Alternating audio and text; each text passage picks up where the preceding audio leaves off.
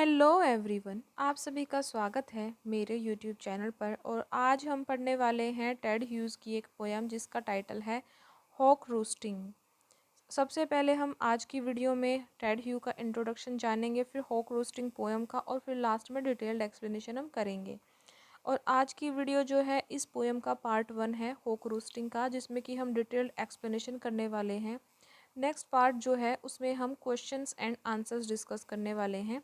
तो पहले आज की वीडियो समझेंगे, तभी हमें जो है नेक्स्ट वीडियोस अच्छे से समझ आने वाली है। तो सबसे पहले अब हम हॉक रूस्टिंग पोएम के राइटर टेड ह्यूज़ का इंट्रोडक्शन जानते हैं। 1930 से लेकर 1998 तक, 1930 से लेकर 1998 तक, ठीक है, 30 टू 98 इनका जो है लाइफ स्पैन था। ठीक है, ये इनकी आप कह सकते हैं कि 1930 में इनका जन्म हुआ, 1998 में इनकी डेथ हुई। और जो ये हैं यॉर्कशायर में पैदा हुए थे। जो इनका पालन पोषण है वो साउथ यॉर्कशायर में हुआ था। और जब इनकी स्कूलिंग ख़त्म हो जाती है उसके बाद जो ये हैं अपनी उच्च शिक्षा के लिए जो है कैम्ब्रिज यूनिवर्सिटी जाते हैं। ठीक है, कैम्ब्रिज यूनिवर्सिटी से ये यहाँ पर अपनी उच्च शिक्षा ग्रहण करते हैं। और यहाँ कैम्ब्रिज यूनिवर्सिटी से में ही ये अपनी सोलमेट, अपनी वाइफ सिल्विया प्लाथ से मिले थे। मैंने ना विक्टोरियन एज की राइटर सीरीज़ कराई हुई है, उसमें मैंने ना डीपली कराया हुआ है टेड ह्यूज़ के बारे में भी और सिल्विया प्लाथ के बारे में भी। तो ना वो वीडियो ज़रूर देखना, आपको बहुत अच्छे से समझ आएगा, डिटेल में है। ठीक है, एंड इनकी जो पहली फर्स्ट वॉल्यूम थी जो वो पब्लिश हुई थी 1957 में, और जिसका टाइटल था the hawk in the rain. और इसके बाद इनका जो अगली जो कलेक्शन आई थी वो थी पाइक। तो पहली जो थी वो थी the hawk in the rain.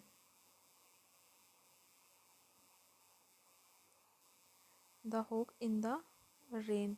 और जो सेकंड आई वो आई PIKE, पाइक एंड ल्यूपेरिकल। एक आई थी LUPERCAL, ल्यूपेरिकल। एंड उनको ना मोगम अवार्ड भी मिला है, सोमरसेट मोगम अवार्ड से इनको नवाजित किया गया था। 1961 में इनको हॉथरडन प्राइज़ भी मिला। और उसका इनका जो है विश्वास था कि कविता जो है भावनाओं को दर्शाने का एक सबसे अच्छा ज़रिया है। और इनका यह भी विश्वास है कि हमें स्वयं को प्रकृति के एक हिस्से के रूप में पहचानना चाहिए। तो ये हमने टेड ह्यू के बारे में पढ़ा। टेड ह्यू की वाइफ कौन थी? Sylvia Plath. और कहाँ मिली थी? जब कैम्ब्रिज यूनिवर्सिटी में ये उच्च शिक्षा ग्रहण करने के लिए गए थे तब ये उन्हें मिली थी। और ये विवादों में भी फंसते हैं अपनी शादी के बाद। और इनका जो लाइफ स्पैन रहा था वो था 1930 से लेकर 1998 तक। अब बात करते हैं इनकी पोएम जो है हॉक रोस्टिंग के बारे में। ठीक है, जो हॉक रोस्टिंग पोएम है, ये इस पोएम में हम ये देखेंगे कि एक ऐसी कविता है जिसमें टेड ह्यू एक बाज, जो बाज की विचार प्रक्रिया को हर क्रूर शासक के रूप में प्रयोग करता है। बाज अपनी ही नैतिकता के नियमों के अनुसार एक ऐसे संसार में रहता है जहाँ पर जिसकी लाठी उसकी भैंस, मतलब कि माइट इज़ राइट। ठीक है, और यहाँ जो बाज है, मतलब कि जो होक है, वो यहाँ पर सिंबल है ईगोइटिज्म का। ठीक है, अहंकार का प्रतीक है। तो इस पोएम में हम पढ़ने वाले हैं होक के बारे में। और जो होक है वही इस पोएम का जो है स्पीकर है। ठीक है, तो शुरू करते हैं, हम स्टेंजा वाइज पढ़ते चलेंगे। तो सबसे फर्स्ट स्टेंजा है, I sit in the top of the wood, my eyes closed, in action no falsifying dream, between my hooked head and hooked feet, or in sleep rehearse perfect kills and eat। तो इन पंक्तियों में जो है बाज बोल रहा है, बाज अपने बारे में, होक बता रहा है अपने बारे में। वह कहता है कि वह जो है जंगल में शिखर पर बैठा है। Sit in the top of the wood मतलब जंगल के शिखर पर बैठा है। माई आइज़ क्लोज्ड, मेरी आँखें बंद हैं। इसका मतलब ये है कि वह सबसे ऊंचे वृक्ष पर बैठता है। Inaction no falsifying dream, और यह जो है एक्शन यानी कि कर्म में विश्वास करता है। नो फॉल्सिफाइंग ड्रीम, कोई झूठे सपने नहीं लेता है। Between my hooked head and hooked feet, और कहता है कि उसके सिर और उसके पैरों के बीच में कोई सपने नहीं हैं। और in sleep rehearse perfect kills and eat, वह नींद में भी अपने शिकार को मारने और खाने का अभ्यास करता है। इसका अर्थ है कि वह एक कर्मशील प्राणी है। इस प्रकार इन पंक्तियों में हम देखते हैं कि होक जो है अपने आप को कैसा क्रिएचर बताता है, कि वो शक्ति और जो कर्म है वो यहाँ पर उनमें बिलीव करता है। ठीक है, नेक्स्ट स्टैंजा करते हैं। The convenience of the high trees, the air's buoyancy and the sun's ray are of advantage to me, and the earth's face upward for my inspection। तो इन लाइंस में जो होक है, बाज है, वो कहता है कि उसके लिए ऊंचे वृक्ष पर बैठना बहुत सुविधाजनक है, बहुत कन्वीनियंट है जब वो हाई ट्रीज ऊंचे वृक्ष पर बैठता है। The air's buoyancy and the sun's ray, तो यहाँ से क्या है कि वो अपने हाई पे क्यों बैठता है? वो इसलिए बैठता है कि उसे वह अपने शिकार को देख सके। द एयर buoyancy मतलब यहाँ पर हवा अच्छी आती जाती है। सन्स रेज मतलब हवा और सूर्य की किरणें दोनों ही उसकी सहायता करती हैं, वो हवा में तैर सकता है। Are of advantage to me, ये बता चुके हैं, सहायता करता है। And the earth's face upward for my inspection, क्योंकि वह सबसे ऊपर है, धरती का चेहरा उसकी तरफ है, तो वो आसानी से इंस्पेक्शन मतलब कि निरीक्षण कर सकता है और अपने शिकार को ढूंढ सकता है। इस प्रकार जो है सेकंड स्टेंजा में यहाँ पर होक जो है अपनी एनर्जी के बारे में बता रहा है, अपनी शक्ति का प्रदर्शन कर रहा है कि वो हाई ट्रीज पर इसलिए बैठता है, वो कन्वीनियंट रहता है, क्योंकि सबसे ऊपर जब वो बैठता है तो उसे अपना शिकार वो आसानी से दिखता है, वो अर्थ तक पर अच्छे से झांक सकता है। और इसी के साथ ही सूर्य और हवा की किरणें भी उसकी हवा और सूर्य किरणें भी उसकी सहायता करती हैं। नेक्स्ट पढ़ते हैं स्टेंजा नंबर 3। पोएम ज़्यादा डिफ़िकल्ट नहीं है, इजी है, आराम आराम से पढ़ते चलिए, समझते चलिए। अगर आपको ज़्यादा स्लो लग रही है तो आप थोड़ा सा स्पीड बढ़ाकर देख लेना। My feet are locked upon the rough bark, it took the whole of creation to produce my foot my each feather, now I hold the creation in my foot. तो इन पंक्तियों में जो है बाज कहता है कि my feet are locked upon the rough bark. Rough bark का मतलब होता है जो पेड़ होते हैं ना उनकी छाल, रफ बार्क वो खुरदरी सी छाल होती है। वह कहता है कि वह जो पेड़ हैं उनकी खुरदरी छाल को अपने पंजों से कसकर पकड़ता है। I took the whole of creation to produce my foot my each feather।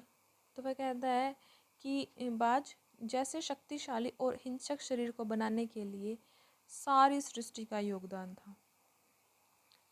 Now I hold the creation in my foot, भगवान ने उसके पंजों और उसके जो फेदर्स हैं, पंखों को बनाने के लिए बहुत मेहनत की थी, टू प्रोड्यूस। अब सारी सृष्टि उसके कदमे, now I hold the creation in my foot, सारी सृष्टि उसके कदमे में है। कवि यहाँ पर ये कहना चाहता है कि वह बहुत शक्तिशाली प्राणी है और उसको बनाने के लिए ही सारी सृष्टि का योगदान था। Next is stanza number 4। Oh, fly up and revolve it and all slowly. I kill where I please because it's all mine. There is no sophistry in my body. My manners are tearing off heads. तो यहाँ पर जो बाज है वो बहुत egoistic बन रहा है, घमंड में बोल रहा है, एरोगेंटली बोल रहा है। कहते हैं कि वह सारी सृष्टि को घुमाता है, यह धरती उसके निर्देशों पर चलती है, हर चीज़ बाज का जो है कहना मानती है। ठीक है, क्या कहता है कि वह सारी सृष्टि को घुमाता है, रिवॉल्व करता है, धरती उसके निर्देशों पर चलती है और हर चीज़ जो है बाज का कहना मानती है। जब चाहे शिकार को मारता है। I kill where I please because it's all mine. उसका रूप किसी को धोखा नहीं देता, उसकी जो मुड़ी हुई पीठ है और उसके पंजे हैं वो मारने में समर्थ हैं,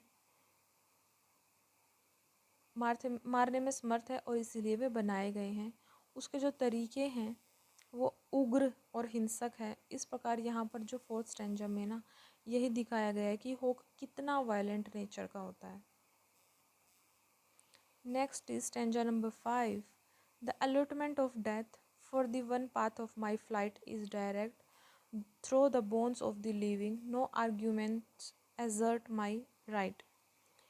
इस स्टैंजा में बाज कहता है अपना जो उसका उद्देश्य है जीवन का वो बताता है।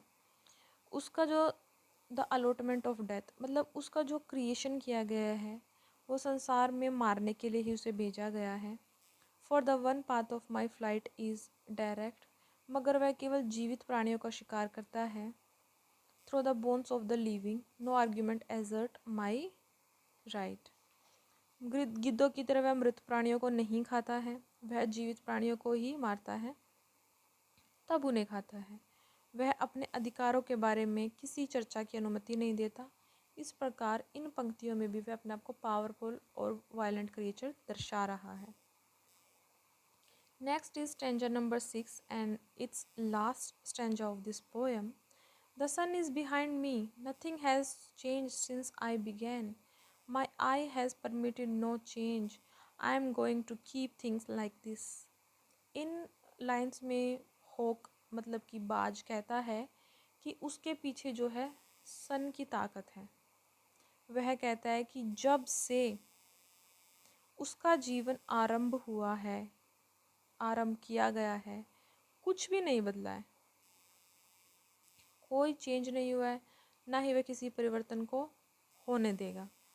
वह चाहता है कि चीज़ें जैसी हैं वैसी की वैसी रहें। इस प्रकार इन पंक्तियों में वो बहुत अपने आप को घमंडी और शक्तिशाली पेश कर रहा है। तो इस तरीके से हमने इस पोएम में जाना कि जो बाज है उसमें उसका घमंड, उसका वायलेंट नेचर, जैसे एरोगेंट है, पावरफुल दर्शाता है खुद को, ये सब। और यहाँ पर स्पीकर जो है खुद होक मतलब कि बाज है। ठीक है, तो इसमें जो है इनकी जो कविताएं अक्सर ऐसे ही होती हैं, कठोर और शक्तिपूर्ण होती हैं टेड ह्यूज़ की। और कुछ आलोचक जो हैं, क्रिटिक्स जो हैं, उनका विचार था कि बाज के विचार एक तानाशाह जैसे हैं जो स्वयं को सबका मालिक समझता है। बाज कहता है कि जहाँ उसका मन करता है वहीं वह हत्या करता है, क्योंकि सब कुछ उसी का है और वह यह भी सोचता है कि जीवन में उसका उद्देश्य ही यही है, मारना। मृत जानवर नहीं खाता वो, बल्कि अपने शिकार को मारता है फिर खाता है। और इस तरीके से इसमें जानवरों के संसार में हिंसा दिखाई गई है, वो उसके बारे में बता रहे हैं कि कैसे स्वाभाविक है ये। और कविता की शुरुआत ही ऐसे होती है कि जो होक है उसका सॉरी उसका जो है यहाँ पर कैरेक्टर बताया जा रहा है। ठीक है, तो अगर आपको आज की वीडियो अच्छी लगी हो तो वीडियो को लाइक करना, कमेंट भी कर देना और प्लीज़ चैनल को सब्सक्राइब कर देना। Thank you so much. Next part में हम क्वेश्चन एंड आंसर्स डिस्कस करेंगे। Thank you so much for watching my video.